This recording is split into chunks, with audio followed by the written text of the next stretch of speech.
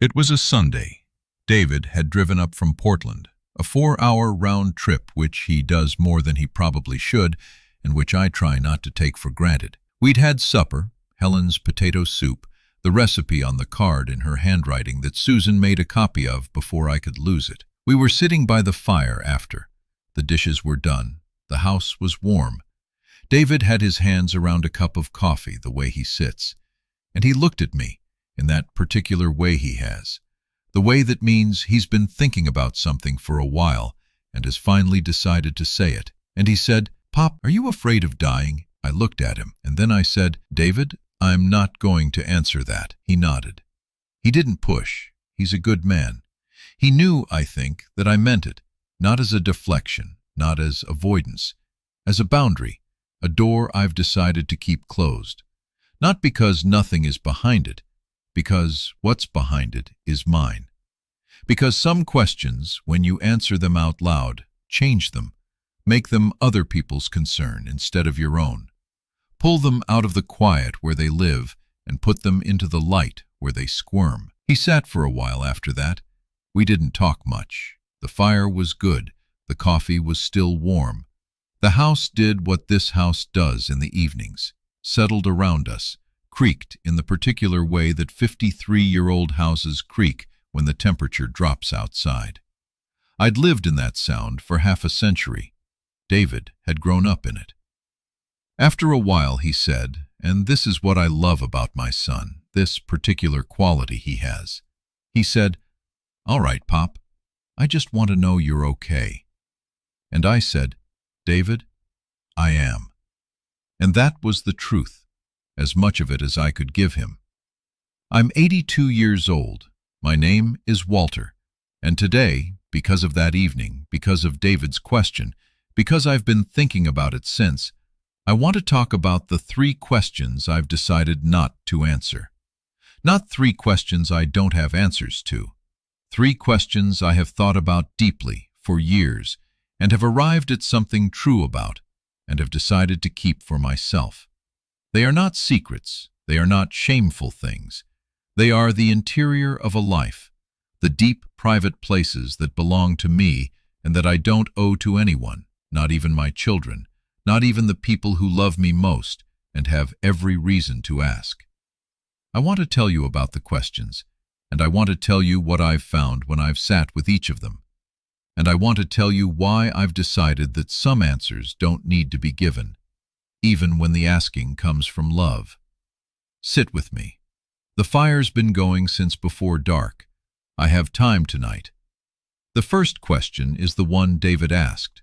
Are you afraid of dying? It's asked in different ways. Are you scared? Are you ready? Have you made your peace? Do you think about it much? All the same question, really. The question under everything when you reach a certain age. The one people try to get at sideways, because asking it directly feels too blunt, too much like acknowledging something they'd rather not acknowledge. I've been asked versions of it dozens of times since Helen died, by my children, by my grandchildren, by Lily, who is the most direct of the grandchildren, and who will sometimes ask a thing that makes the room go quiet. By well-meaning acquaintances who have read something somewhere about the importance of talking about death with old people. By the minister at the church Helen attended, who came to call after she died, and who sat in this chair and asked me, gently, how I was holding up. I understand why people ask. They ask because they love me and they're worried about me. They ask because they're afraid of my death themselves and they're trying to prepare for it. They ask because they think that if I can say the answer out loud, it means I've processed it, I've come to terms, I'm okay. But here's what I've come to understand about that question and why I don't answer it.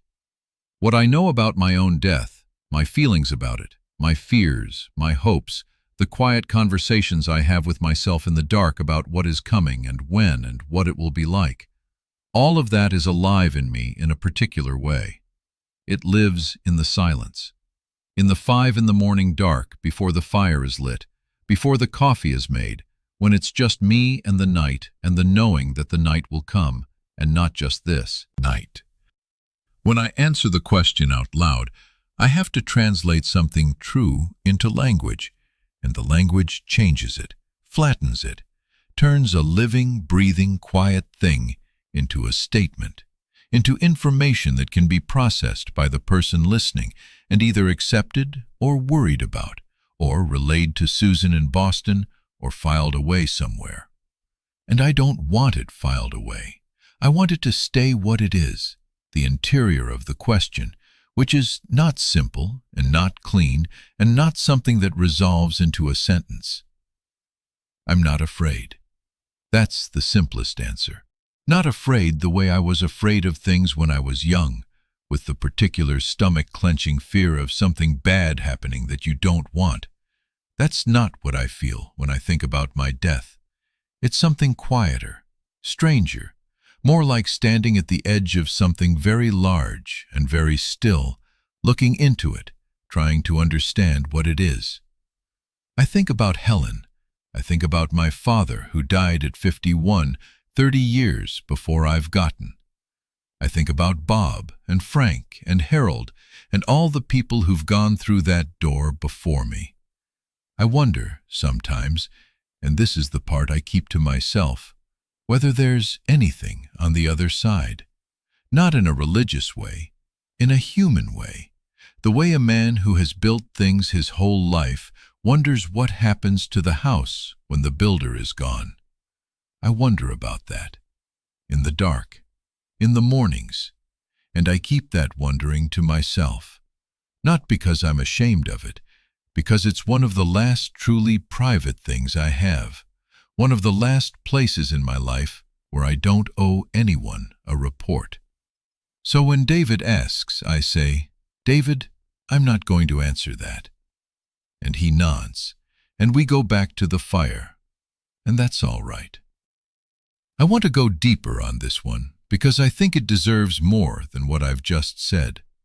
The reason I protect the question about my death is not that the answer is too dark to speak.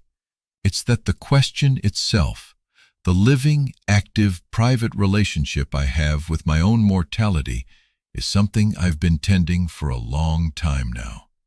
The way you'd tend a garden, the way Helen tended her lupins, with attention and patience and the understanding that growth is slow and not always visible, and that tending the thing is its own kind of answer. Let me tell you about a specific night. It was February, the hardest month here, when the cold is serious and the dark is long, and there's no real prospect of spring for another 6 weeks at least. I'd been having trouble sleeping for a few nights, the way I sometimes do in February. I'd wake up around 3 in the morning, and the house would be very quiet. Not the good quiet of 5 o'clock when I'm up by choice, the involuntary quiet of being awake when you didn't want to be. On this particular night, I lay there for a while, and I thought about Harold. Harold had died in his sleep. Cardiac arrest, the death certificate said. He was 73, which seemed old to me at the time, and doesn't seem old at all now. He'd gone to bed one evening, and he hadn't woken up. I lay there, and I thought, that's how it might be. Not necessarily, but possibly. Some night, one of these nights, I'll go to bed, and I won't wake up. Or I'll wake up and something will be wrong. Or I won't know anything about it at all. And what I found, lying there in the dark at 3 in the morning in February, was that I wasn't afraid. Not in the stomach-clenching way. I was something else. I was, and this is the best word I have for it, curious. Like a man standing in front of a door he's never opened before, trying to imagine what's on the other side. I've built a lot of doors in my life. I know that a door is usually nothing dramatic. Usually, it's just the next room. But sometimes a door opens onto something you didn't expect. Sometimes you build a door in what you think is an inside wall, and when you open it, there's more house than you'd thought. More space. something you hadn't planned for. I don't know what's on the other side of that last door. Nobody does. But I've stopped being afraid of the not knowing. The not knowing has become its own kind of company. What I do know is that Helen went through it, and Bob went through it, and Frank and Harold and my father and my mother and every person I've loved who is no longer here. They all went through it. And most of them, in their last days, were not afraid in the way I'd feared they would be afraid. Helen, at the end, the last week, when she could barely stay awake, was the most peaceful I'd ever seen her. Like something had let go of her, or like she had let go of something. The worrying, maybe, the holding on. I'd like to go like that. I'd like to go the way Helen went. Peaceful, held, in a house that knows me. That's what I have on the question of death. That's the interior of it, and I'm keeping it. Not because it's too dark for the living room, but because it's mine. Because I've been working on that question for years, in the dark, in the 5 a.m. quiet, in the February nights when sleep won't come.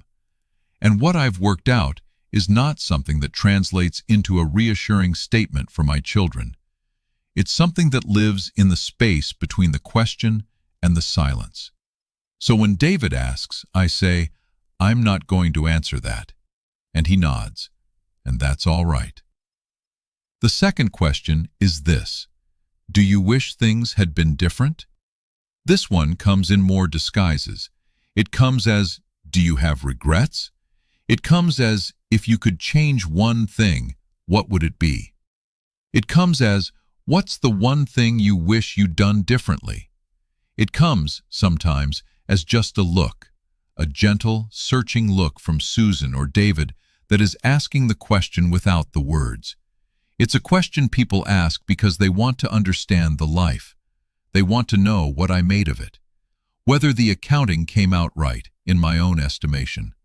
Whether I think I lived well enough.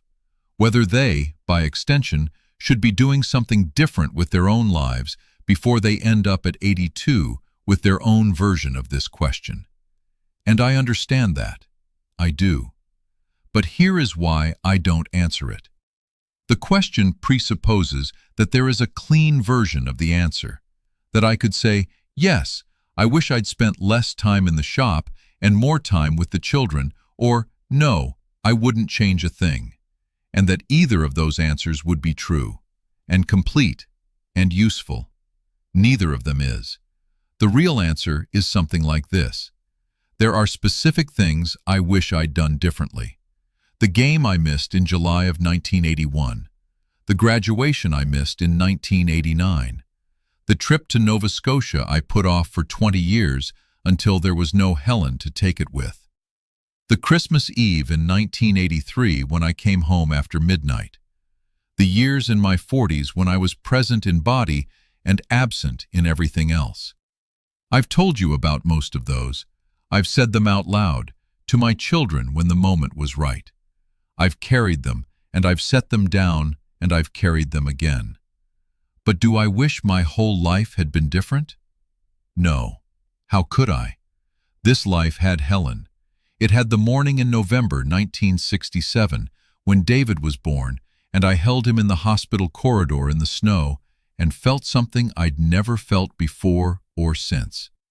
It had Susan's face when she graduated nursing school. It had the shop and the smell of cedar and the plane I bought for $4 in 1966 that still cuts clean. It had 54 years in this house that I built with my own hands on the spot Helen picked. To wish the life different is to wish away the things that were good. And I don't wish those away, not even to avoid the pain. The pain was part of it. The pain meant I'd loved something worth losing. So the real answer to, do you wish things had been different, is yes and no, and yes again, and that's not a sentence, that's a life. And I can't hand you a sentence. I can only hand you the life, which is what we've been having here, together, in these conversations. What I find when I sit with that question in the dark, the real version, the private version, not the one I'd say out loud, is something that feels less like regret and more like grief. A grief that isn't sad exactly. A grief that is the feeling of a life that mattered, passing. The wood used up. The boards cut and fitted and standing in houses that will outlast me. The people loved and lost and still loved even now. That's not a regret. That's the cost of having lived. And that cost is mine to carry. I don't need to hand it to my children to carry with me. They have their own weight. They don't need to share mine. Do I wish things had been different? I'm not going to answer that. But I'll stay with the question a little longer here between us because I think the staying with it says something. What I've found is that the question, do you wish things had been different, contains an assumption that I've had to examine. The assumption is that a life can be clearly divided into the good and the bad, the things that worked and the things that didn't, the choices you'd make again and the ones you'd unmake if you could, and that if you could identify the things you'd unmake, you could arrive at a better life, a corrected life. But a life doesn't work like a piece of wood that can be reworked. If you change one cut, you change everything downstream of it.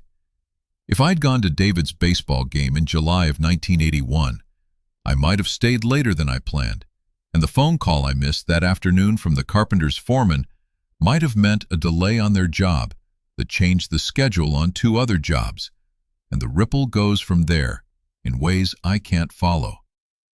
This isn't an argument for the game being unimportant. It was important. I should have been there. But the idea that I could unmake it and leave everything else the same is not how a life works.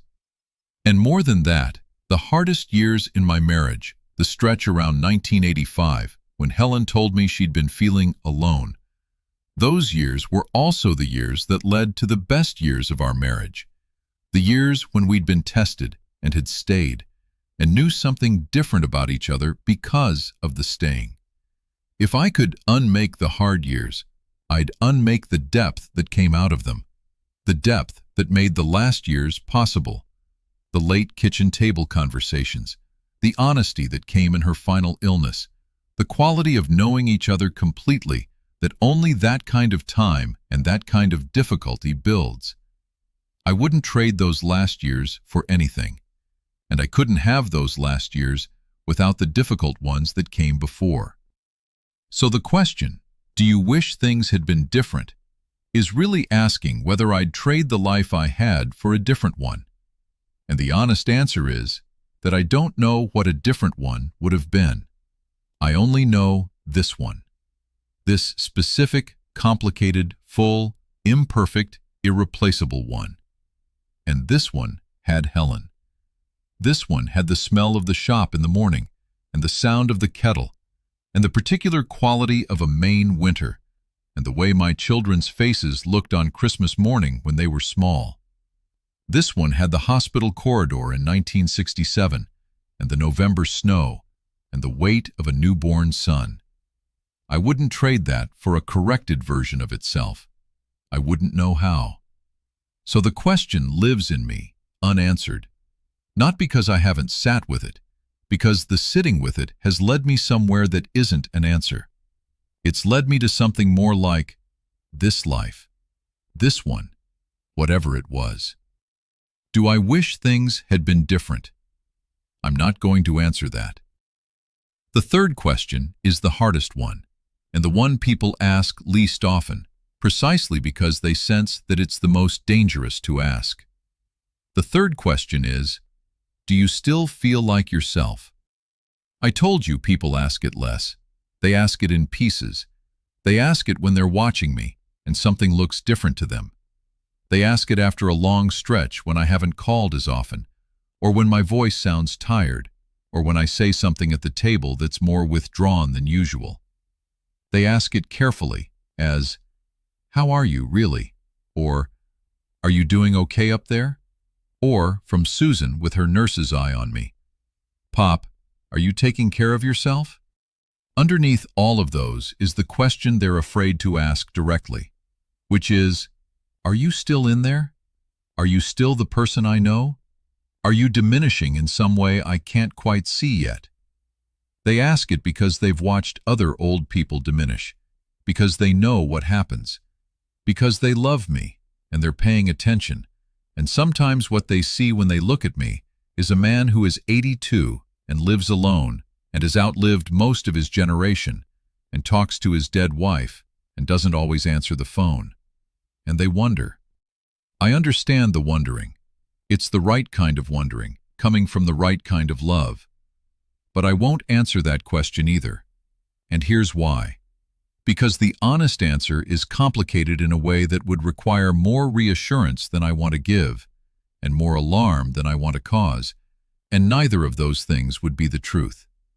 The truth is something like this. There are mornings when I wake up and I feel exactly like Walter Joseph Brennan, 82 years old, in complete possession of my faculties and my history and my sense of who I am. When the fire catches and the coffee is hot and the shop is there waiting and the day is full of small, purposeful things. On those mornings, I feel as much like myself as I ever have. More like myself in some ways than I did at 50, because the things that aren't me have been stripped away by the years, and what's left is mostly the core. And there are other mornings, not many, but some, usually in February, when the cold is deep and the dark is long, and Helen has been gone long enough that the acute grief has become something more like a permanent weather. On those mornings, I wake up and there is a moment, just a moment, before the day has taken hold, where I am not quite sure who I am, or why I am here, or what the point of the day is. Not dangerous, not what the doctors mean when they ask about that, just a kind of drift, a moment of not quite being anyone before I am again. I don't tell my children about those mornings, not because I'm hiding something, but because telling them would require them to worry about me in a way that would change our relationship, would put them on alert, would mean every Thursday phone call with Susan includes a monitoring, a checking of the barometer. And I don't want that. I want to manage my own weather. I manage it. I get up, I make the coffee, I start the fire. I go out to the shop before the sun is up, and I put my hands on a piece of wood, and the wood brings me back. The smell of it. The particular reality of a thing that is itself, a board, a plane, a joint that needs to be cut. The doing of it anchors me to who I am in a way that nothing else quite does. So do I still feel like myself? Yes, and not always, and mostly, and yes. That's the honest answer, and I'll keep it. Not because I'm hiding it, but because carrying my own weather is what I've done for 82 years, and I intend to keep doing it as long as I can. The day I need someone else to carry it with me, I'll ask. I'll be the one who asks. That's how it should go. There's something I want to say about these 3 questions before I close. Something about why I've decided to tell you that I keep them, even if I don't tell you the answers. It's this. An old man who has handed over all his interior, who answers every question, who has nothing private left, who has translated himself entirely into something his children can understand and manage and not worry about. That man has, in some essential way, retired from being a person. And I'm not ready to do that. I'm still here, inside myself, still asking questions in the dark that I don't have answers to, still carrying things that are mine to carry, still having the conversations with Helen that are only mine to have, still standing at the edge of that large, still thing and looking into it without quite knowing what it is. That's alive. That's what alive feels like at 82. Not comfortable, not resolved. Alive. And as long as I can keep those questions, keep them alive, keep them in the dark where they live, keep them from being translated into information that gets managed by the people who love me, I'm still the whole of myself. Not the convenient version, not the manageable version, the actual version, the one with the fire in him, the one who built this house and loved this woman and raised these children and buried most of his friends, and still gets up before the sun to start the fire and sit in the dark and ask himself the questions that don't have easy answers. That's who I am. I'm keeping him. I want to stay with the third question a little longer, because it's the one that has the most in it, I think, and the most underneath it.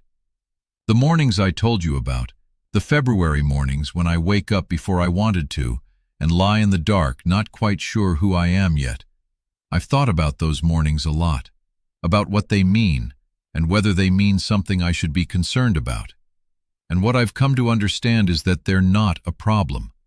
They're a condition of having lived long enough to have lost most of what once defined me from the outside. Let me explain what I mean. When I was younger, I knew who I was because of the things around me. I was a carpenter. I was Helen's husband. I was David's and Susan's father. I was a man with a crew and a business and a reputation in the trade and a house he was building with his own hands. All of those things told me who I was.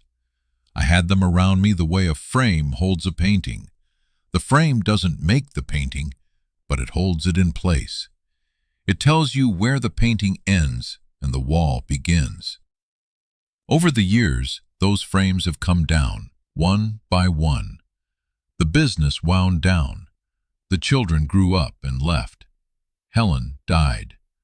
The crew is gone. The house is built. The trade is mostly behind me now. What's left is the painting itself. Just the painting without the frame. And a painting without a frame can seem, if you're used to the frame, less defined, less certain of its edges, less sure of where it ends and the wall begins. That's what those February mornings are. They're the painting without the frame. Me without the things that used to tell me who I was. Just Walter in the dark, before any of the day's evidence has come in.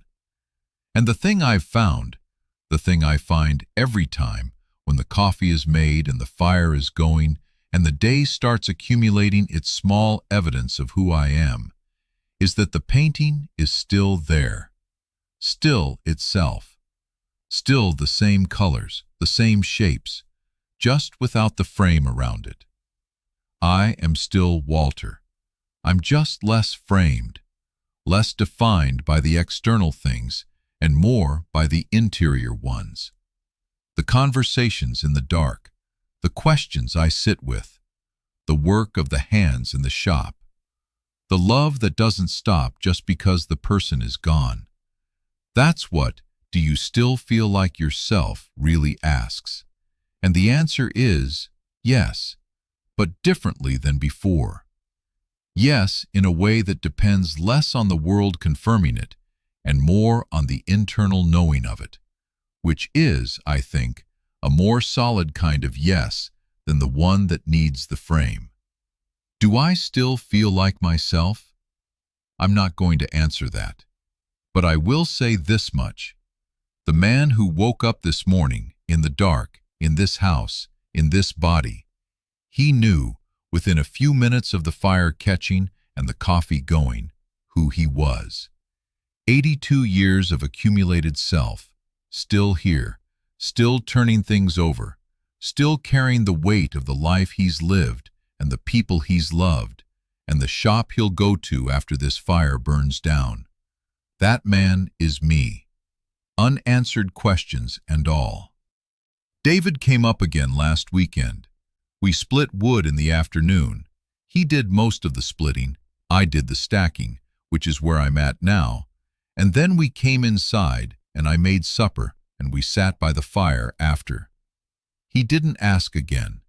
He's a perceptive man.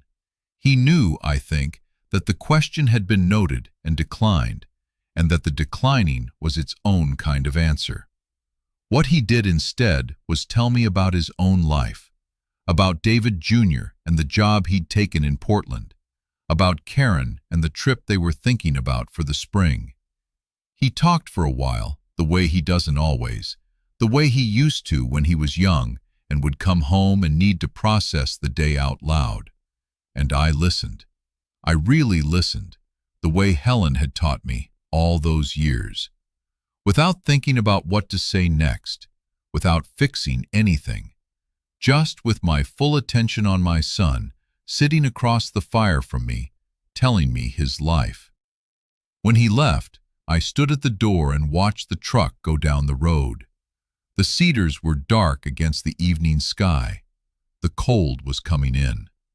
I went back inside and I sat in the chair, and I thought about him, about what it had taken for him to get to 58, about the man he'd become, about the particular quality of his presence, the way he sat, the way he held his coffee, the way his laugh comes out of him sideways, the way it always has.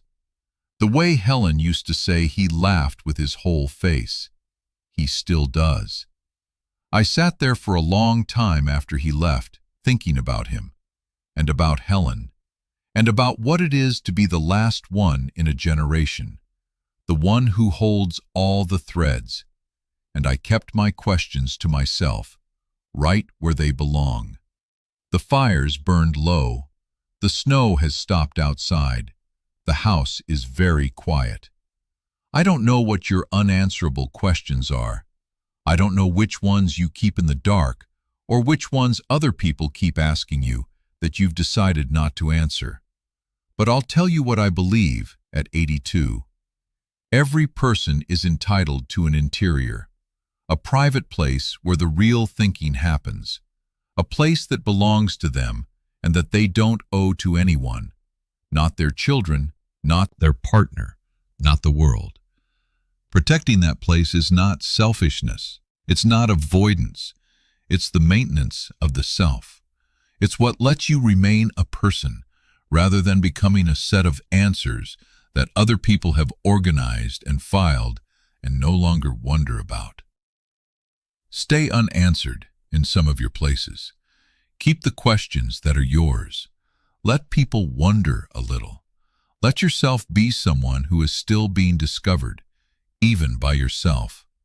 That's the only way I know to stay alive, in the fullest sense, for as long as there is still a fire going. I want to say one more thing before I close, about the people who ask these questions, about David who asked the first one, and who I said I'm not going to answer that. He wasn't hurt. I want you to know that.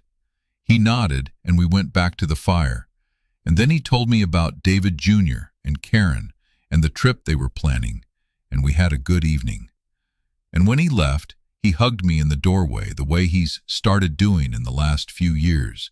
A real hug, not a handshake, which is new, and which I think he started doing because he's the right age now to understand that the doorways won't be there forever. What I want to say is, the not answering didn't damage anything between us. If anything, I think he respected it. He's the kind of man who respects a thing held with dignity, who understands that a father who has thought about his life deeply enough to have private places is a father with a real interior, and that a father with a real interior is a father worth having. He drove back to Portland in the dark. 4 hours. I stood at the window until the taillights disappeared around the bend in the road past the cedars. And then I turned back to the fire, and I sat with my questions, the ones that are mine, and I was all right. If anything I said tonight reached you, you can subscribe to walk with me a while longer. I read the comments. Tell me about a question you keep to yourself. You don't have to answer it. Just tell me you have one. I'd like to know we're in good company, you and I. Take care of yourself. Keep something for yourself. The people who love you will understand, eventually. And if they don't, love them anyway. The fire's still going. I'll see you next time.